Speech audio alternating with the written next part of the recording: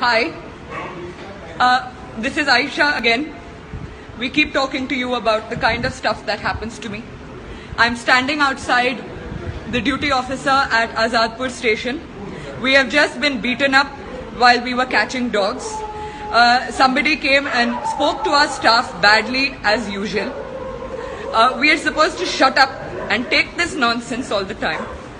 So when we decide to stand up and for our voice to be heard, this is what is done to us. This is Vipin state, okay? This is Abhishek state. This is Deepak state. And this is the state of our car. This is what happens. This is routine. This is now routine in our country. Okay? This is what we have become used to dealing with. It's nothing new.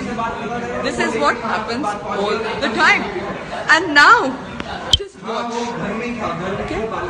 There are these conversations happening. This is how seriously we are taking it.